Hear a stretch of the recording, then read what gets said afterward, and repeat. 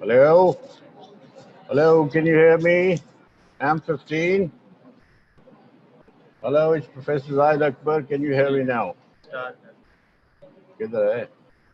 Yes, sir, we can hear you. All right. Oh, great. Who's that? Oh, okay. Are you on? Huh? Huh?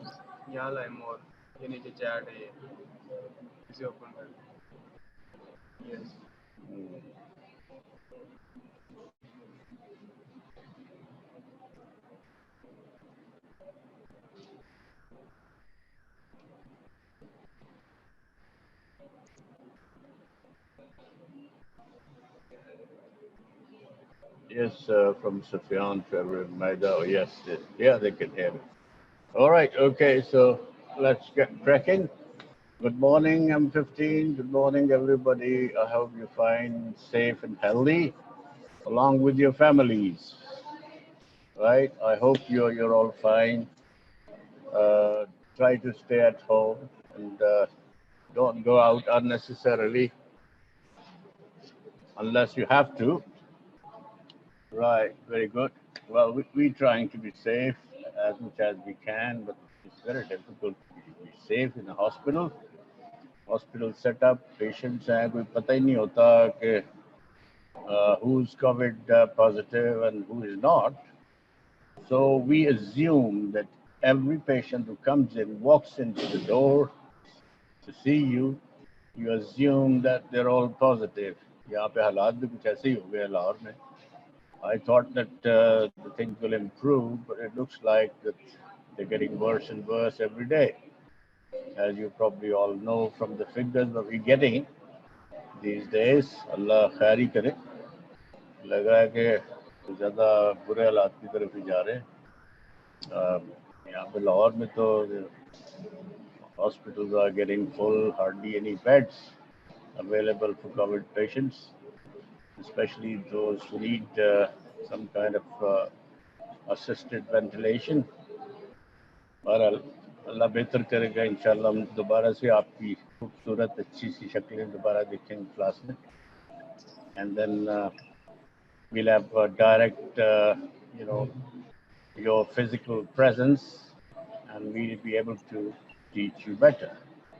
ये तो ऐसे ही stop gap arrangement है. I hope next month, sometime after 15th July, we'll see each other, meet each other again, and or अभी आप घर में try to go through the theory bit. Books को अच्छी तरह से खंगाल लें, पढ़ लें, because बाद में there'll be hardly any time. So we'll spend more time on your clinical and practical examination, and short cases and all that stuff. तो जो आपने जो मिस किया है clinical side, वो कोशिश करेंगे हम कि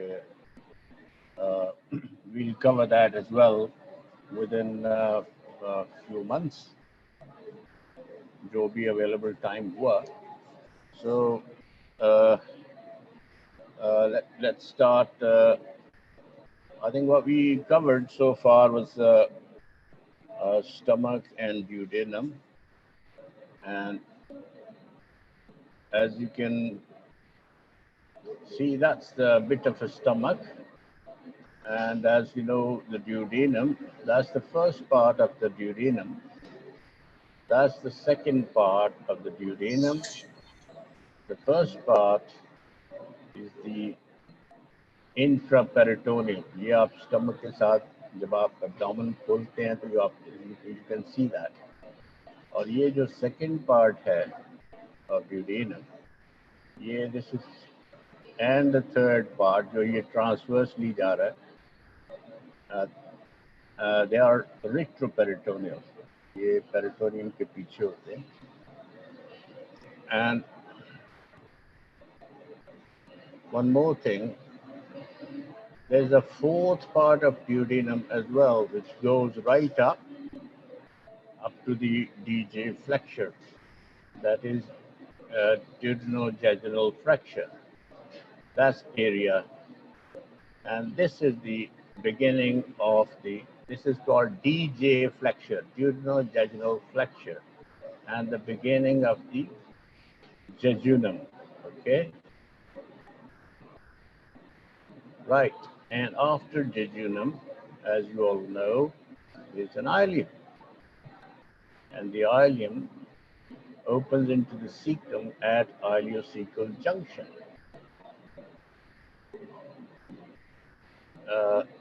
This bit is where all these tinea coli join. There are three tinea coli in the large bowel, where they all join. One is this in front, one is at the side, and one is on the other side. They all join, all tinea coli. Can you see that? That's coming from there. One is coming from here. And where the junction of these tinea coli, the appendix starts. And one more thing I would like to mention is these tinea coli are in the colon and they are absent in the rectum. As we reach to the rectum, there are no tinea coli there, and this appendix starts. If you want to look for the appendix, look at the ileocecal junction, look at these tinea coli, and where the tinea coli, trace the tinea coli downwards, and where all these three tinea coli join, the appendix starts. And one more thing in anatomy you'll remember, that all these coats, all the coverings, the mucosa muscularis, serosa, they all muscle coat, they carry on in the appendix. So appendix actually a part of the a colon. Okay, all the coats are there in the appendix as well. We'll teach a bit more जब हम आपको appendix पढ़ाएंगे. अभी let's get back to the small bowel. So for description purposes, you include stomach with the duodenum, and the small bowel is taken as jejunum and ileum. Though duodenum is a part of the small bowel as well, but for description purposes, it's usually covered with the stomach. So stomach and duodenum, jejunum and ileum. Okay. So as you all know, this is what happens in the first part of the duodenum. The important conditions are that at the anterior, the front of the duodenum, first part of the duodenum, if there's an ulcer, it perforates anteriorly, and you get all the contents of the stomach and the duodenum spill into the peritoneum, and you get peritonitis. That is for the duodenal perforation. But if it's the back of the duodenum, if there's an ulcer, it penetrates through the gastroduodenal artery and bleeds inside the duodenum and stomach, and you get hematemesis. So the ulcer at the front perforates, gives peritonitis. The bleeding comes from the posterior ulcer from the duodenum, okay, because it penetrates through the gastroduodenal artery, which crosses like this at the back of the duodenum. And the second part of the duodenum, as you know, there's a common channel. There's a CBD coming from the top and the pancreatic duct. They join and open the ampulla of Vater, the second part of the duodenum. Okay? Right. Now this is the third part, and that's the fourth part. Now that's the jejunum. Now one more thing before I move on. You can see these are the vessels in the mesentery. This yellow bit is the mesentery, which holds it together, the bowel together. Okay? And the bowel is attached at the mesenteric end, and the other end is free. That is called mesenteric border, where the bowel is attached to the mesentery, And this is called the anti-mesenteric border of the ileum, or anti-mesenteric border of the jejunum. Okay. So, sorry, it keeps flickering a bit. So what we have is a mesenteric border and anti-mesenteric border of the small bowel.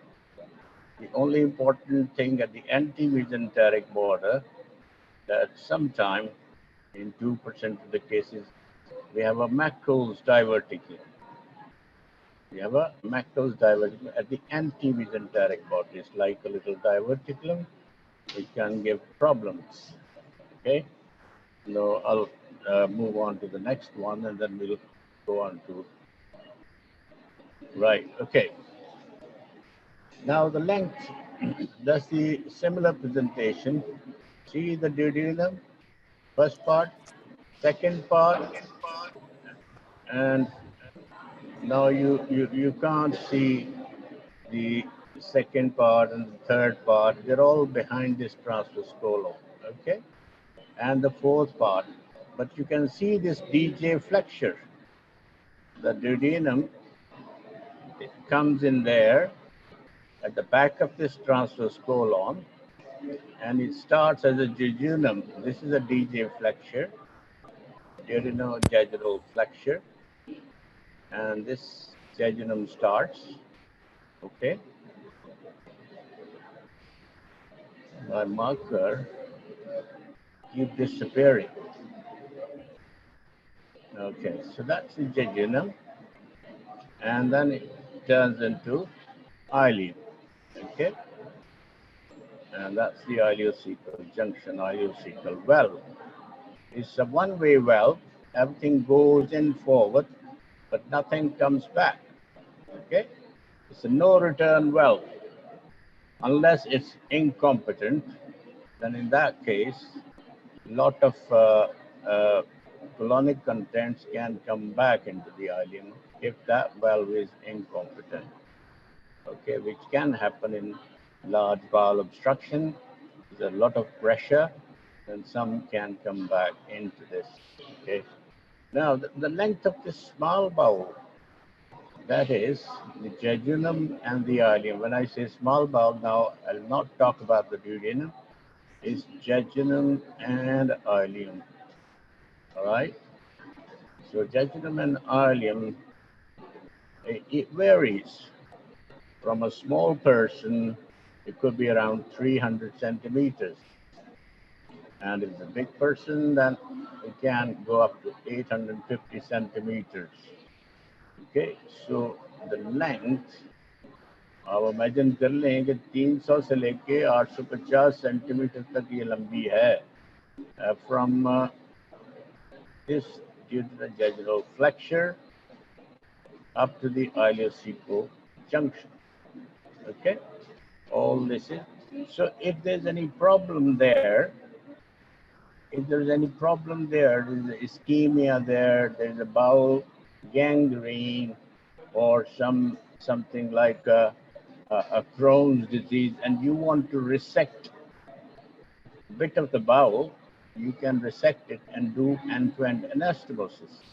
Okay. लामिया ने दी है कि अगर कोई खराबी हो जाए तो उसको काट के निकाल दो and join the ends together, end-to-end anastomosis. Okay. That's one aspect of this small bowel, that if it's a diseased portion, then you can get rid of it. But mind you, one thing, very important aspect, always remember the functions of the jejunum, the jejunal functions, and the ileal function. Okay? If the jejunum is removed because of some disease, किसी वजह से ये disease हो गई है, the ileum will take over the functions of the jejunum. Okay? लेकिन अगर ileum remove करनी पड़ गई है, for example, in some Crohn's disease, where is the marker? Yeah. If the ileum is removed, jejunum will not take over the ileal function. जैजनम बड़ी बेवफा है, okay, अपना काम तो करवा लेती है, बट किसी और का काम नहीं करती. Because the reason being कि जो ileum है इसके functions बड़े specific हैं, especially vitamin B12 absorption, bile salts absorption, वो इधर ही होते हैं, plus some fat soluble vitamins like A, D, E and K. They are absorbed in the terminal ileum. So if you remove the ileum, the jejunum will not absorb bile salts, will not absorb vitamin B12, and there will be deficiency of fat soluble vitamins as well. So jejunum साहिबा जो हैं वो इनको remove कर दें तो बेचारा ileum जो है ना वो उसके सारे काम कर देता है. जो क्या है, जो एब्जॉर्प्शन डाइजेशन जो भी है फैट सॉल्युबल फैट्स की, कार्बोहाइड्रेट्स, प्रोटीन, सबको ileum will absorb, okay, but if the ileum is removed, jejunum will not. All right, so you understand my point now. Okay, so let's go next. Now, jejunum is the principal site for digestion and absorption of electrolytes, iron, folates, fat, proteins, carbohydrates, okay? But the absorption of bile salts and vitamin B12 occurs in the terminal ileum where there are specific transporters. इसीलिए जो jejunum है ना, अगर ileum remove कर दी गई तो jejunum ये वाले काम नहीं करेगी. बाइल सॉल्ट, विटामिन B12 और जो फैट सॉल्युबल विटामिन हैं वो एब्जॉर्ब नहीं करेगा. ये मैंने नीचे आप देखें स्लाइड पे लिखा हुआ है. If the jejunum is resected, this is a very important point. You have to keep in mind when we resecting it. क्योंकि बाद में आपको विटामिन B12 के 3 monthly इंजेक्शन भी देने पड़ेंगे, and there will be deficiency of bile salts. So after ileal resection, you might end up with gallstones because there will be disproportion of bile salts and fat soluble vitamin. There might be deficiency of fat soluble vitamin. So if the jejunum is resected, now look at this. Yeah, okay. If the jejunum is resected, the ileum can assume all the required absorptive functions. But the resection of the terminal ileum will diminish bile salt pool, B12 deficiency. Test नहीं lecture है, test हो गया, lecture चल रहे हो. की कम की दसो. ये कौन है भाई? हाँ जी लेक्चर चल रहा है ये. ओके, टेस्ट तो हो चुका भाई. Test was up till 10 o'clock. Now this is a surgical lecture. Okay. And this may lead to deficiency of fat soluble vitamins A, D, and also add E and K. ADEC, A, D, E, and K. So there can be deficiency of vitamin B12, bile salts, and fat soluble vitamins if ileum is resected. So you have to replace it because jejunum is not going to do that work. Okay, what are the main functions? What is actual physiology of small bowel? We should understand because a lot of time we have to remove. I remember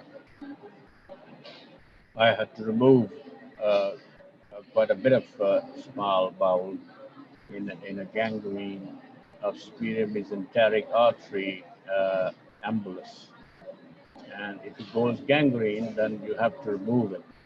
And there was only 100 to 150 centimeters out of 850 was left. So कम से कम जो है वो इतनी 100 to 150 centimeters of small bowel should be there for the absorption and digestion purposes. Okay, अगर इससे कम है, so there is always danger that there will be problems in the future, and you have to resort to parenteral nutrition. Okay, so आपको याद रखना चाहिए कि कम से कम जो है ना 100 to 150 centimeters of small bowel should be there for absorption and digestion of nutrients, food nutrients, and fluid. Now, jejunum is the principal site for digestion and absorption of electrolytes, iron, folates, fat, proteins, and carbohydrates. But the absorption of bile salt and vitamin B12 occurs in the terminal ileum, where there are specific transporters. ये question आ चुका है, मैं बार बार ये आपको इसलिए repetition कर रहा हूँ that it should be fixed in your mind. Question ये आया कि what are the complications after a resection of terminal ileum in a Crohn's disease patient.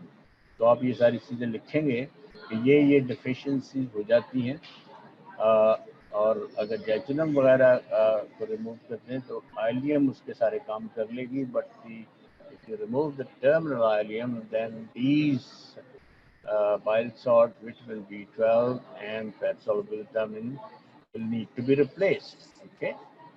Now, if the jejunum is resected,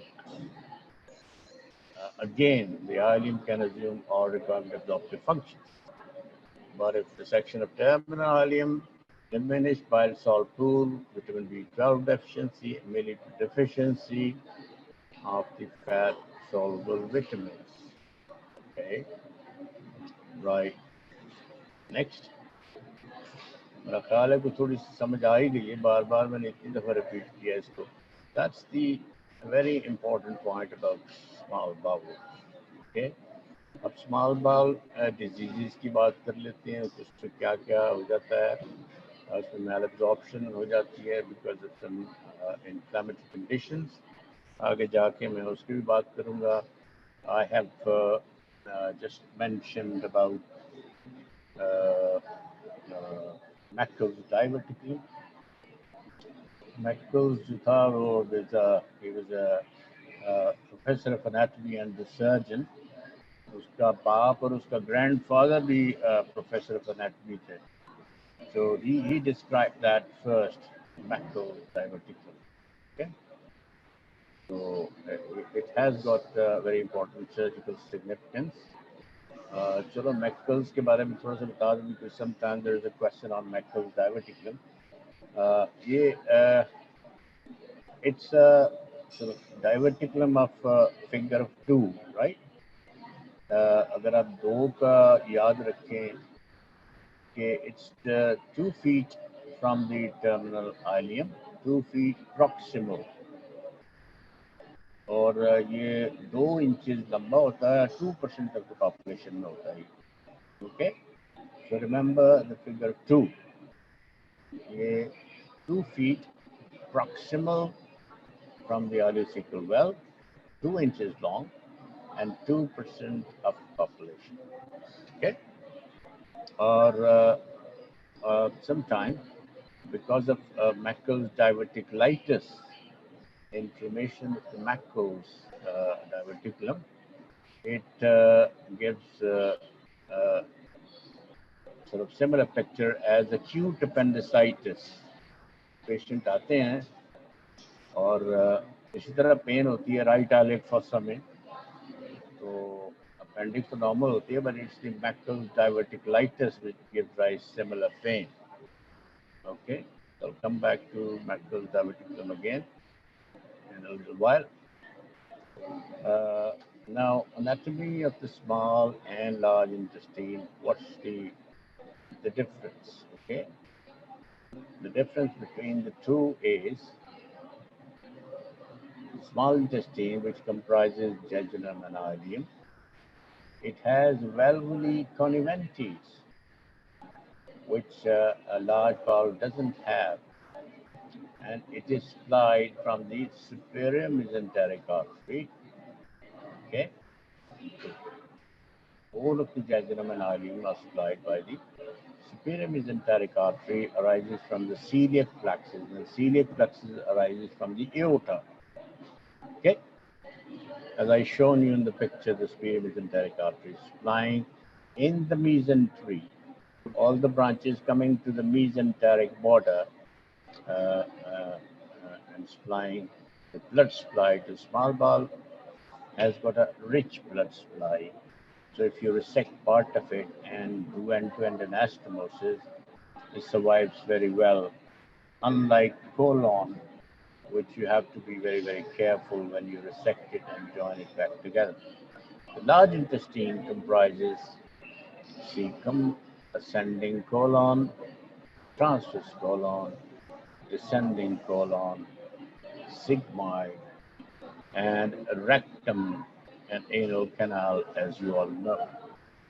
And the large intestine, it has appendices epiploidy and tinea coli. I've shown you the tinea coli. Similarly, there are, if I go back, I might show you around there are fat globules called sort of appendices epiploidy, and these are the tinea coli. Okay, move forward. Okay, now there's a marginal blood supply is achieved from the superior and inferior mesenteric artery to the colon. Okay, right. Now, if you just see that, that's the superior mesenteric artery supplying to the small bowel. Okay, and a branch comes in and supplies to the cecum, ascending colon, right up to the mid-transverse colon. Okay, so the whole cecum, ascending, and mid-transverse colon. The rest of the mid-transverse colon, descending colon, they are supplied by the inferior mesenteric artery, that is superior, and from the aorta arises inferior mesenteric artery and supply the rest of the colon. Okay, but this small bowel and the right side of the colon is supplied by the superior mesenteric artery. And one more thing is called marginal artery. Okay. Now, at this medial side of the colon is a marginal artery. All these branches, they join up together to form a marginal artery. That marginal artery supplies to the colon as well. Okay. And the next is, what else? Now, if you look at that, what's the difference between small and large bowel? Small bowel is jejunum and ileum. It has valvular conniventes. It is supplied by the superior mesenteric artery. The large bowel is called cecum, ascending, transverse, descending sigmoid colon. It has appendices epiploidy and tinea coli. Blood supply is from the superior and inferior mesenteric artery, and the marginal artery runs around the whole length of the colon, okay, from the inside margin of the whole colon. Right. Now, what are the different locations of different abdominal conditions of pain? Okay. ये pen कहाँ पे हो रही है और उसकी क्या significance है, क्या कंडीशन हो सकती है. Now that's the anterior side. Okay, where is it? यार कि मेरा जो है pointer, it disappears somewhere. Yeah, I found it. Okay. ये कुछ हो जाता है इससे. बहरहाल, now look at this biliary column. Okay, the biliary column disappeared again. यार एक minute, let me get some help.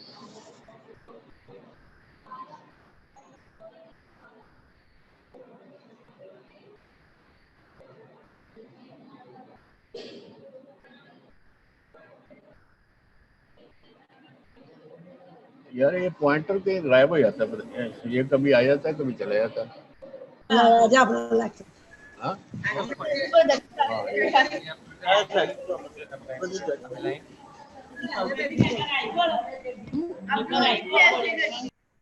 कभी आ जाता है, कभी गायब हो जाता है. मैं ऐसा करता रहता हूँ, आ जाता है, फिर गायब हो जाता है. Anyway, sorry about this misbehaving this pointer. I'm just using my finger to move it on, but comes after a few seconds. Now the biliary column from the gallbladder. Okay, you have pain on the right side and at the back. Goes at the back of the tip of the shoulder, at the lower end of the scapula. Okay, biliary colic pain in the right hypochondrium goes to the back below the costal margin. Okay, similarly, you have pain in this region.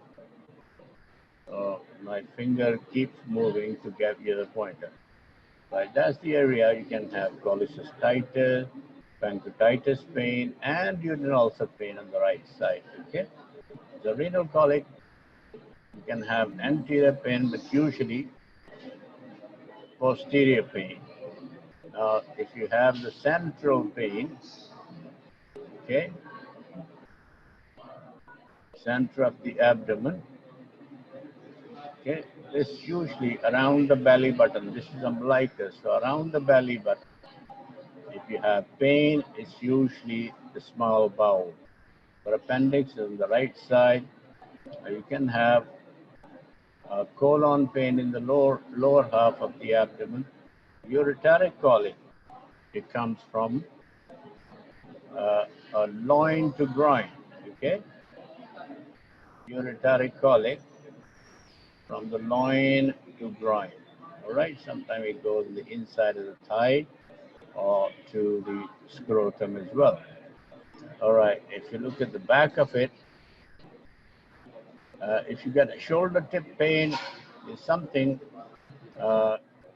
like pancreatitis or perforation or any peritonitis condition. In cholecystitis, as I mentioned, you can have a pain in the back. You have a pain in this region, just below the inferior angle of the scapula. And similarly, the penetrating urinary ulcer can give rise similar pain at the back. Now, pancreatitis, back pain. Now, usually the pain, question about pancreatitis comes that a man brought in a shock condition with severe anterior abdominal pain going to the back. Okay? So if there's a back pain, it could be renal colic, it could be pancreatitis, and sometimes it could be ruptured abdominal aortic aneurysm. The rectal pain is usually at the back, at the tip of the coccyx, or at the lumbosacral region. All right. So these are the locations for acute abdominal pain for different diseases in surgical practice in the abdomen, anteriorly and at the back. At least I have to give you some idea where to look for. If patient says that has pain in that particular region, so the bells start ringing that this could be that, and you go to according to that. Okay. Now these are very classical pictures. A patient comes with vomiting, dehydration, abdominal distension and colicky abdominal pain, and you get them a good examination of the abdomen is distended, and you want to know whether it's a small bowel obstruction or what. So if you get the erect X-ray,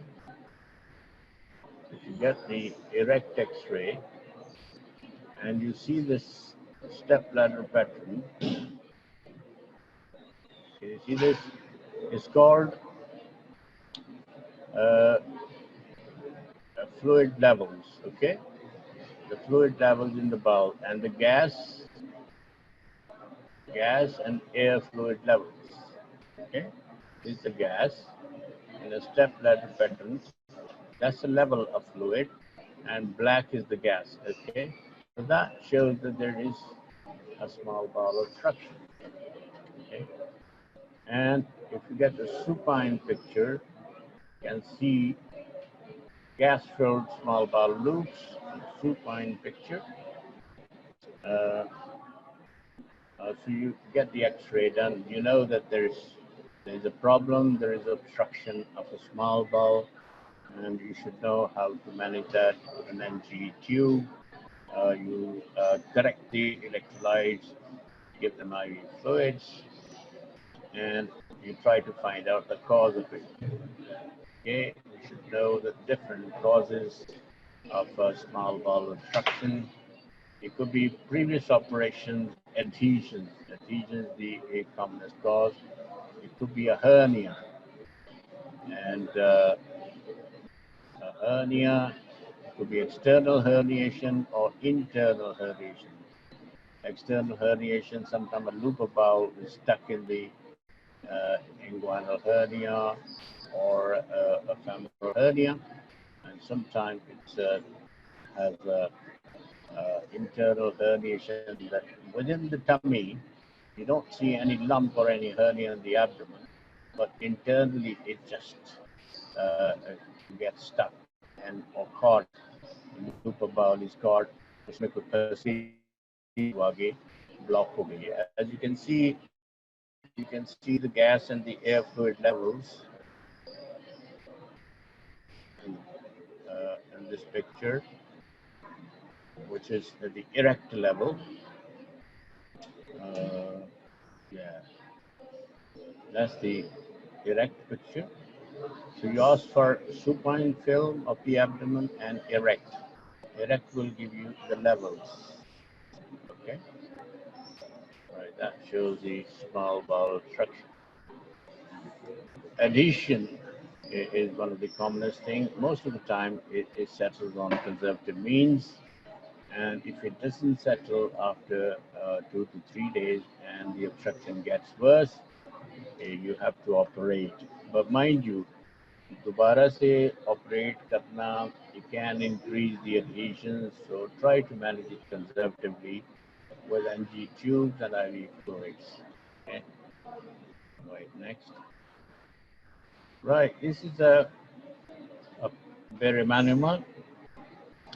From the rectum, you pass a contrast, and it goes right all the way. And as you can see, this looks like that some kind of inflammatory bowel disease. Okay. Now that's how it looks like the small bowel obstruction.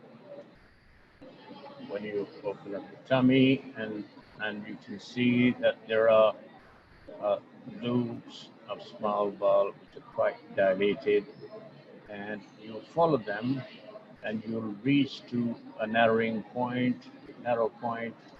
where it is obstructed, and you deal with that. Either you divide adhesions to restore the continuity, or sometimes there's a physical obstruction due to bands, adhesions, or any other reason. It could be the obstruction of small bowel, as you know, any tube. It could be intraluminal obstruction. it could be in the wall, and it could be from the outside. So all these tubes, when they're obstructed, you got to think of three things. क्या ये bowl के अंदर है जो obstruct कर रही है, जैसे sometimes you can get the large gallstones causing the terminal ileal obstruction, and the bowel gets distended. Okay, in that case, you have to remove that gallstone. This is called gallstone ileus. And sometimes in the wall there is a tumor that causes obstruction. Sometimes there are bands from outside the bowel. So it could be from inside, it could be in the wall, it could be from outside the bowel wall. As you can see, these strictures, multiple strictures, okay? And in between there is a distended bowel.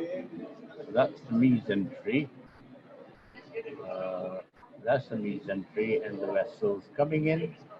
This is the mesenteric border, that's the anti-mesenteric border. Look at these strictures. This can happen in inflammatory bowel disease. Multiple strictures could happen in tuberculosis. These multiple strictures. If it's in Crohn's disease, try to do a conservative management. If that fails, you try to do a stricturoplasty. Just remove that, give it long incision to ease the stricture. Similarly here, and because in Crohn's disease, if you try to resect that and join it and together, there's a 50% chances of recurrence that it might end up in a fistula formation. So try to avoid surgical resections in Crohn's disease. Right, that's an important X-ray, and I would like to mention all of you to see what's the difference. Now this is chest X-ray, typical erect chest X-ray. Now what do you see in this part where the arrow is? That arrow there, that's the diaphragm, okay? That's the diaphragm. And there's a black gas under the diaphragm, which normally should not be there. No, in the abdomen, there's normally no gas, no free gas. The gas is in the bowel. So that means it has come out from the bowel because of some perforation in the bowel. Okay? So that perforation, gas, as you know, is light. So in the abdomen, is the diaphragm which separates the chest from the abdomen. So at the highest point under the diaphragm, there is a gas. Now, if you are the house officer, surgery on call in emergency, excuse me, and you see an X-ray like this, the patient come with board-like rigidity, tenderness, and in a semi-comatose condition, hypotensive, tachycardia, sweaty, and you do an X-ray like this and have a look at that, and don't wait till you get some senior on the phone and say that there's a gas under the diaphragm, there's peritonitis, and that patient needs emergency operation, emergency laparotomy as soon as he's stabilized. Stabilized means that the patient is usually dehydrated, need to put an IV, good IV cannula, rehydrate them, correct the electrolytes, make sure ECG, chest X-ray, ECG, everything is done, patient is stable. Give them appropriate antibiotics, put an NG2, put a catheter in, so you want to know the urinary output of the patient, that they're dry, hardly there is any urinary output. give them fluid, monitor urinary output, make sure he's ready for theater. Before that, inform your senior that you've got a patient who's got, because usually they're young people with duodenal ulcer perforation, and they end up having a laparotomy and suturing of the perforated area. If it's a duodenal perforation, something very important point just came into my mind. The duodenal perforation, you open it up and you close the perforation with micro interrupted stitches and put a patch of momentum just to secure this, okay? But if it's a gastric ulcer perforation, you don't just close it, you take a biopsy as well, all 4-quadrant biopsy of the gastric ulcer. You don't do biopsy of the duodenal ulcer because it's not malignant.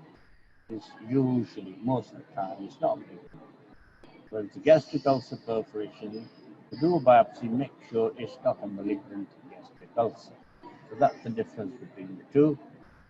You close the ulcer, but in gastric ulcer, you take a biopsy, all right, just to make sure that it's not malignant. Next. Now, this is again a picture of small bowel obstruction, and you take a history and make sure there's no previous surgery done, there's no hernias. Patients will have colicky abdominal pain, nausea, vomiting, and will also have distended abdomen. And when you do a rectal examination, that might be empty, but there's nothing is passing through. And no peritoneal signs. When I say no peritoneal sign, that means there's no peritonitis because the bowel is just distended. It's all gas and all intestinal contents are within the bowel, okay? And the peritoneum is free. But if that is persisting, जो bowl है वो distension रहती है और कुछ नहीं होता उसका, ultimately the bowel distension will reach to a limit that it will perforate. और जब वो फट जाती है बाउल, तो फिर ये है कि वो सारे कंटेंट्स पेरिटोनियल कैविटी में आ जाते हैं, then you'll have peritonitis. So that's the difference between obstruction and peritonitis. साफ कर लिया करो. Yes, Anais Akbar, are you saying something? Okay. Right. इसने पढ़ना नहीं है, इसकी मैं टांगे तोड़ देनी है. इसने नहीं पढ़ना, टांगे तोड़ देनी है भाई, टांगे शांगे ना तोड़ो, पहले बहुत कुछ होता हुआ. Okay, please. Okay. So in obstruction, there are no peritoneal signs because there's no peritonitis. It's just distended abdomen. मैं तुम्हारा करती हूँ ना इलाज.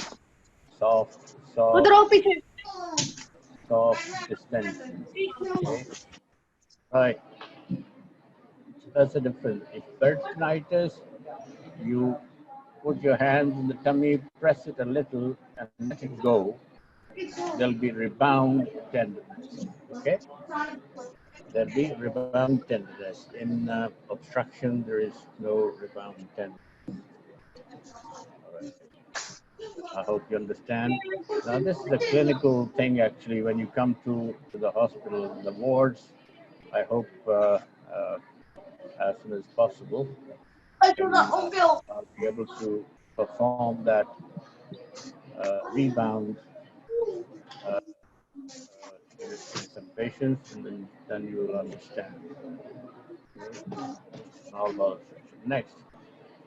Now, this is a picture of large bowel obstruction. You can see this large bowel at the periphery of the abdominal film. It's all filled with gas and it's distended. If there's a distension of large bowel all the way, that's the sigmoid colon, descending colon, all the way right up to here.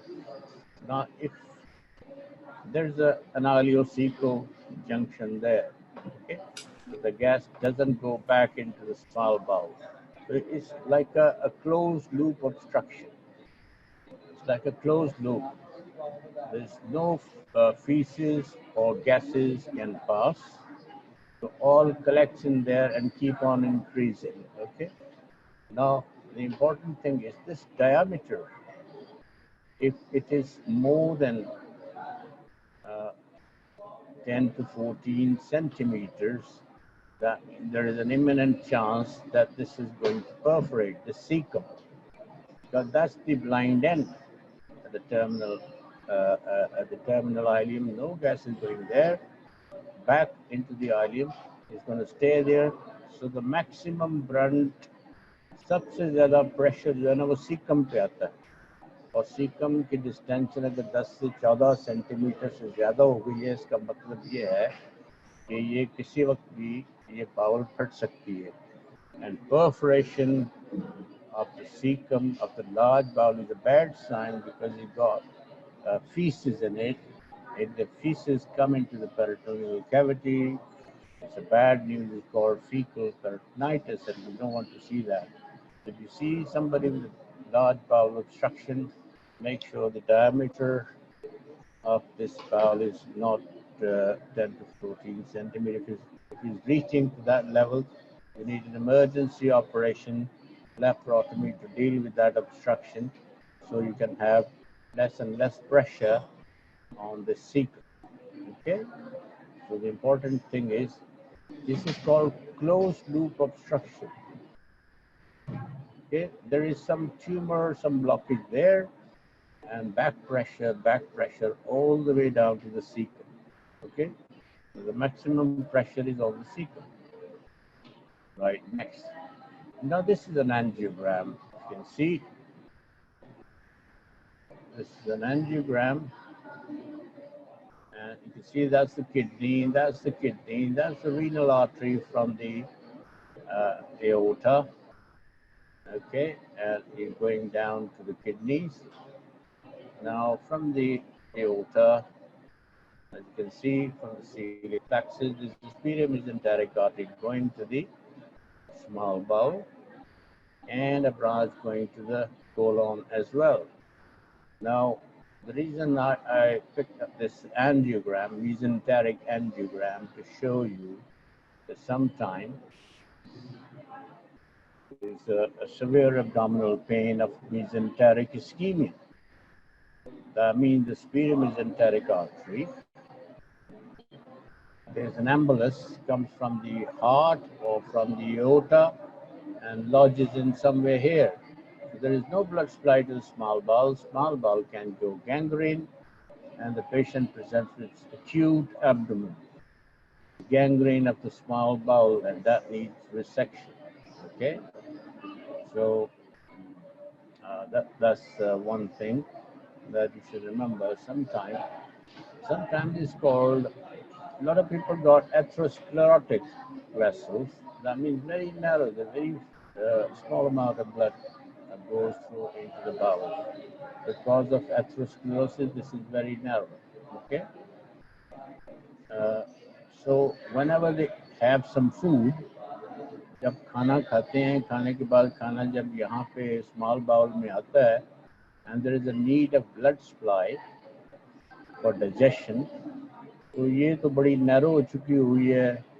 अगर atherosclerosis है mesenteric artery और इसकी branches का, so less and less blood will come to help the small bowel digestion. So there will be reduced blood supply to the small bowel after food. तो अगर किसी को खाने के बाद काफ़ी देर के बाद, तो 2-3 घंटे बाद उसके पेट में दर्द होनी शुरू हो जाती है, this is called abdominal angina.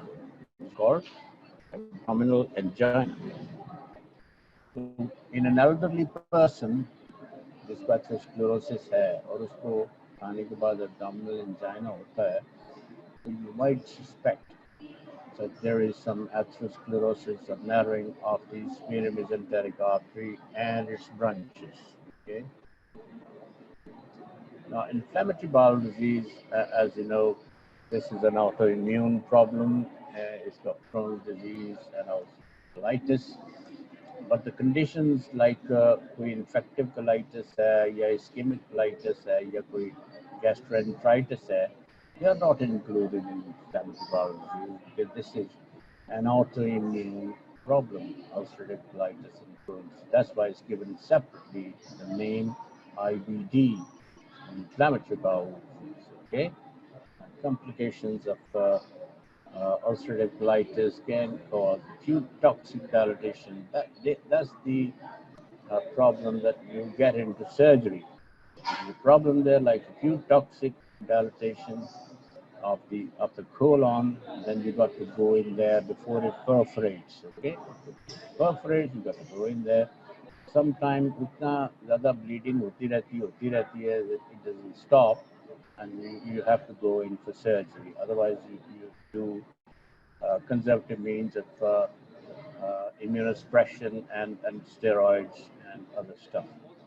The cancer, following ulcerative colitis, अगर वो uh, 20 साल से ulcerative colitis उसको है, there are chances of getting the colonic cancer. जो कि Crohn's disease में नहीं होता, ये only in ulcerative colitis. Long-term ulcerative colitis can lead to this. Now, is mucosal disease, ulcerative colitis, Crohn's disease is transmural, okay? And you can get with ulcerative colitis extra colonic manifestation or extra intestinal manifestations like skin lesions. It could be uveitis, conjunctivitis, and sclerosing cholangitis, liver disease, these kind of sacroiliitis and things like that. Okay,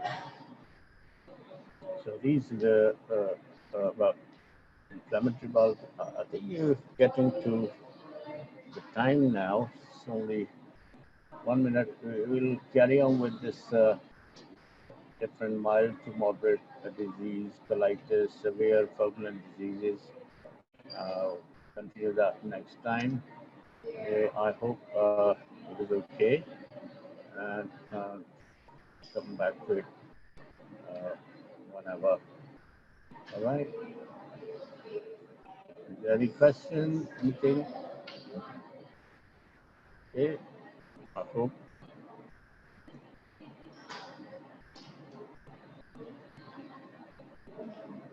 Hope you stay safe.